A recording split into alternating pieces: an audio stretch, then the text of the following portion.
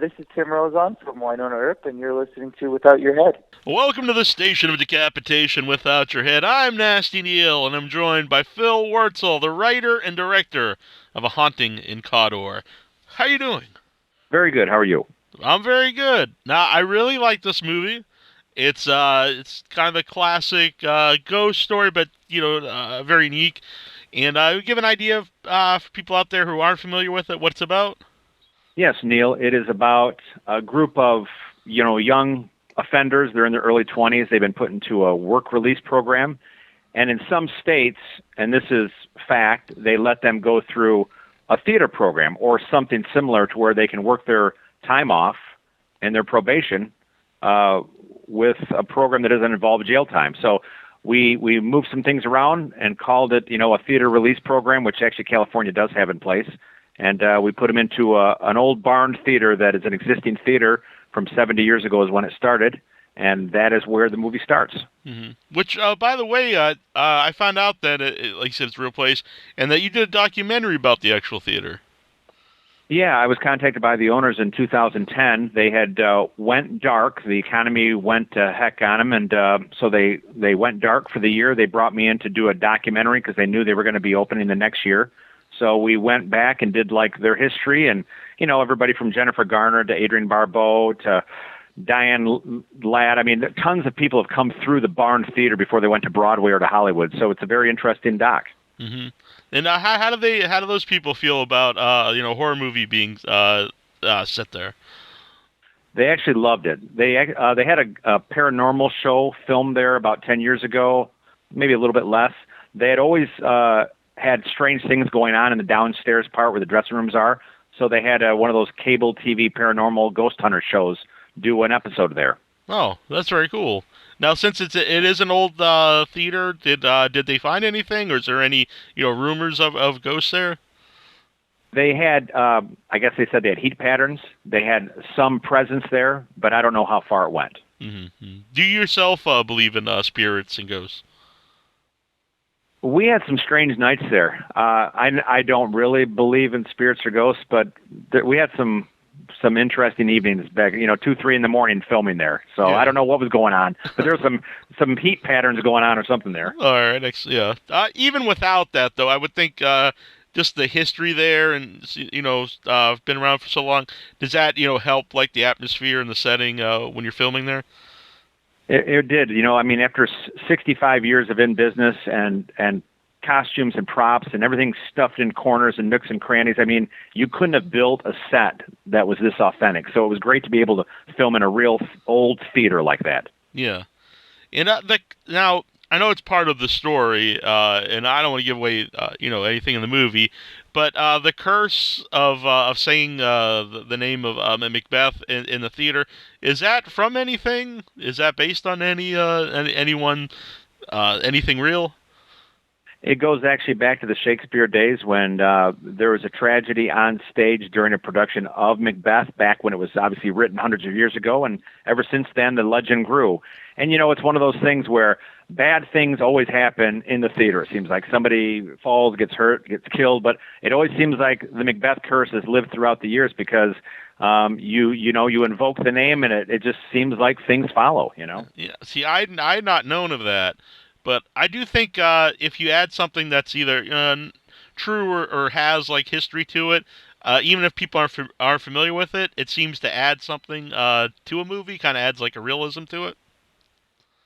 I agree. I was involved in a production of Macbeth in Los Angeles years ago, and it was a hellish. It was a rough production. We had a lot of things that went wrong. It lasted a year, and I was glad to get off that one. So it always stuck with me that curse that was talked about seemed to really haunt that production I was in. And I thought, you know what?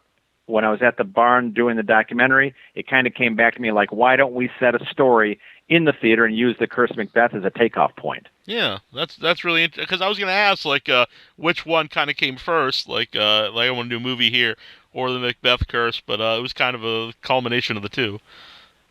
Mm-hmm. Yeah. Yes. Now, are you a horror movie fan in general? I like certain types of horror movies.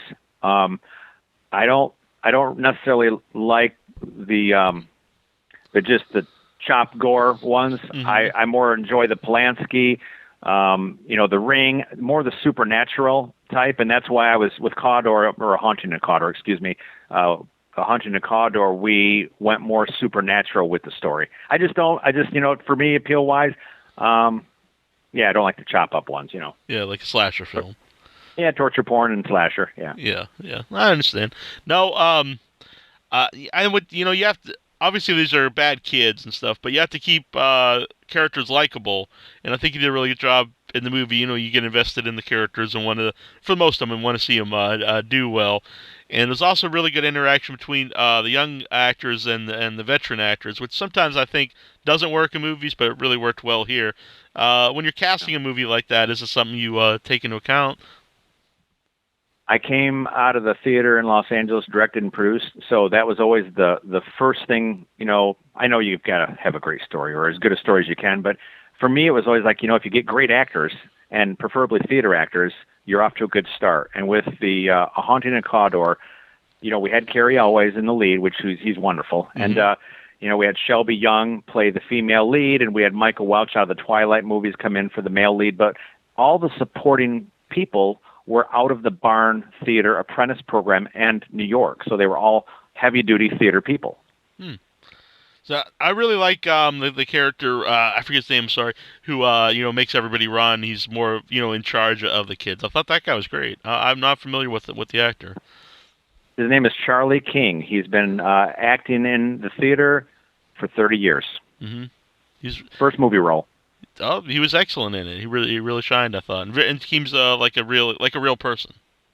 He did a great job, didn't he? Yeah. He really, it was almost like that Full Metal Jacket type, the sergeant there, where he was invoking fear and he could be kind, but he was kind of a scary dude. Yeah, I like that a lot. And now have you brought this to film festivals or anything? This was a direct-to-market movie, so we've already opened in the UK this past fall, and we have the distributor for the US has booked us in 10 cities going out on March 11th, and at the same time we'll be on all the VOD cablecast systems, including DirecTV and iTunes and Comcast and such. Mm-hmm. And then he's already got us in Redbox and Walmart. So we've kind of, it's laid out already to be released pretty quick. Yeah, how important is Redbox and video on demand, Netflix, that kind of stuff, to an independent movie maker? For a small film like us, if you don't have a theatrical, you're lost in that VOD lineup. But because we're in 10 cities on March 11th, it puts us to the top of the list on the VOD charts, where it says we're now in theaters now, which is a premium pick. And that also gets us a bigger buy from Walmart, and it gets us a bigger buy from Redbox, because there's still 40,000 DVD Redboxes out there, even though everybody says DVDs are dead. In rural areas, Redboxes are people's form of, entertainment. Mm-hmm. Yeah, well, I mean, I get stuff from Redbox here, and I know a lot of people do. I live on Cape Cod. It's not the biggest town in the Sandwich in Cape Cod. It's not the biggest town in the world, and Redbox does very well. Well, they're $1, right? I mean, if you do the VOD purchase, those are $6 and $7. So yeah, I still do the Redbox too. Yeah, which I always say, it's a problem with online piracy, and I always tell people it's like, it doesn't really cost that much to either buy the movie or rent it. So, how much does that help? How much does that hurt? Like a smaller movie piracy. I think it really hurts, but then you hear the buyers from Netflix, and part of their algorithm they use to make you an offer at the very end of the line is your Netflix deal, right? So part of their algorithm now is how many pirated downloads there are out there of your film, and that's part of the offer price they'll make to you. Oh, really? So there is a positive to it, I guess, yeah. I know, it's weird. The higher pirated movie you are, the more they figure you should be offered. That increases your licensing deal. That is what they're saying with the algorithm now. Mm-hmm. Well, I would prefer sense. not to be pirated. But, yeah. Right. So but it does make sense that if there's demand for people to try to get it any way possible, then I would assume that there's interest in it.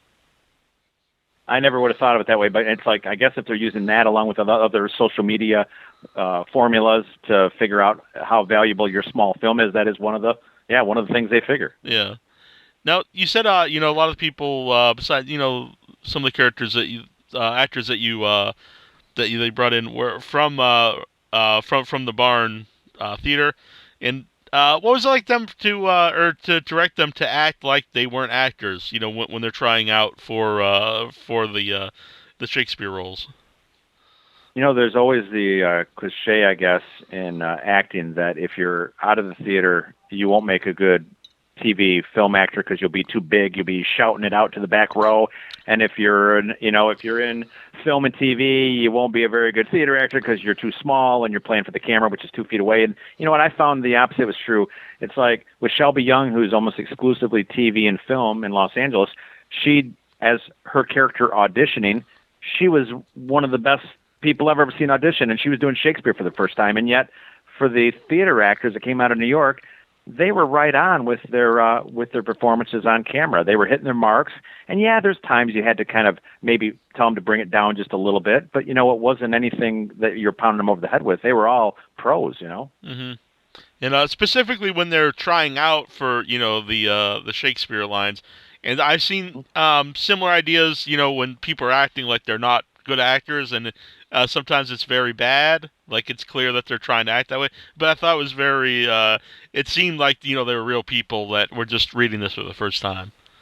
That's cool that you say that. I mean, we worked on that a lot with them because the cliche is to have an actor in a movie who's auditioning be very, corny and cheesy bad, but the ones we had on screen that made the cut, I thought they actually did a pretty good job of not doing it very well. When that was what it was called for. Yeah, yeah.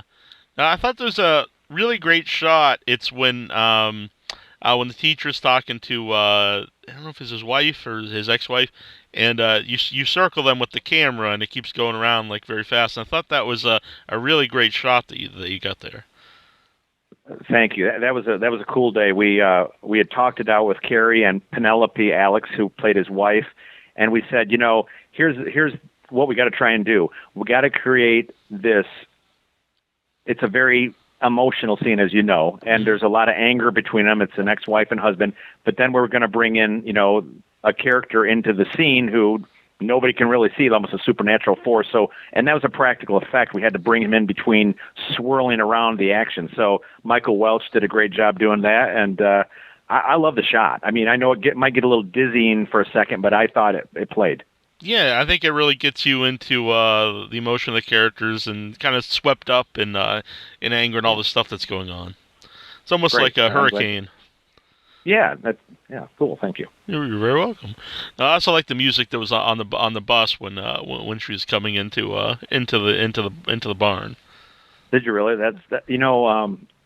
Todd Mackey. He's a Midwest composer. He did a great job on that. We worked on that scene for a long time. He was like, "What do you want to intro her with at the barn?" And I said, "You know what? It should be like." There's some music in Rosemary's Baby that is almost like a fairy tale, almost like a lullaby. I said, let's play with a lullaby, like she's coming into this new environment, but let's kind of kill it at the end, like we're pulling the plug on it. And I think it works. I think it kind of gives that creepy feel as she's coming into the complex. Yeah, I totally agree. The cure, I guess I don't know what the right word is for the curse. It's very odd. Now, was that just something you made up, or is that based on anything? The cure to the curse. Get yourself, the Macbeth, right? I'm saying right. Macbeth, you mean? Mm-hmm. Yes. That is the real theater, cure. I guess is a way to say it. Yeah, you're supposed to run out of the theater, spin 3 times, and either spit or swear. And so Carrie said, "Let's do it." So yeah, it's just that was kind of funny. Yeah, I know. It's interesting because I didn't know anything about that. And it's cool to find out that's an actual thing. And a lot of the young actors who hadn't been in Shakespeare before were like, "Is that true?" And I go, "Yeah, look it up. I mean, that's how you're supposed to break the Macbeth curse in a theater." So. Now, have you ever witnessed that? And that actually happening? I've never seen that before. No. I looked it up though just to make sure it was correct, and Carrie was right. Did you say you had a history yourself in theater? I did. When I was in Los Angeles, produced and directed a lot of theater, and yeah, it's my first love before getting into film. Mm-hmm. What's the difference for you as a director, directing a theater play and directing a film? With theater, you're more on your own in a way. It's you and the actors, and the writer, of course, in theater has a huge sway in things. But really, until you get to tech night, it's a very isolated environment. Whereas with film, the director is the driving force. I mean, it's like it's his call on about everything. I mean, especially when you write your own piece, there's no one else to kind of look over your shoulder very much. So the director has final say in so many departments, but there's a lot of people surrounding you with a lot of questions every day. So, I guess there's the difference. It's very extroverted to be in the film world because you're constantly around crew and answering questions, and very introverted to be in the theater where it's just you and a bare stage and a few actors. Mm-hmm. Do you have a preference? Film, yes. Mm-hmm. Well, why is that? There's no money in theater unless you're on Broadway with a hit like Spider-Man or or Lion King, where it's the cartoons are becoming the big Broadway hits. The theater is really in trouble for making any money or career. I mean, it's kind of like it's not a stopping point or a destination anymore. It's really just kind of where you pass through to get your sharpen your teeth and get on to the next thing, whether it's TV or film. It's too bad, but it is what it is. I mean, it's very tough to make a living in the theater. Yeah. Do you think your background in the theater did help you as a director on film? I think it helped in the sense that ability to talk to actors and kind of work them through problems and scenes and understanding writer problems and dialogue. And the theater is so much about the writing and the characters that it's easier to work that through when you've been involved with the theater. But the downside is, obviously, as a theater director, you got to learn all the technical stuff, and so hopefully you surround yourself with a great crew. Mm-hmm. Now, how can you follow the movie? Is it online? Like, if you want to, see which places it is playing. The U.S. distributor's name is Uncorked, but if you Google A Haunting in Cawdor, it will give you the play dates as we get closer to March 11th. If you can let me run this off, I can give it to you. It's going to be L.A. and New York, Chicago, Miami, Philadelphia, Dallas, Denver, Cleveland, San Francisco, and Phoenix. Those 10 cities will be where it premieres for 1 week on March 11th. Oh, very cool. Now, when it played in England, did you get to go out there for that? I had my ticket bought. We had plans to go, and then my father was diagnosed with cancer. Oh, I'm very sorry to hear that. Thank you. But so that we had to call the trip off. Yeah.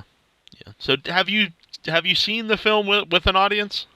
Only with test audiences, not with a real live paying audience. No. Mm-hmm.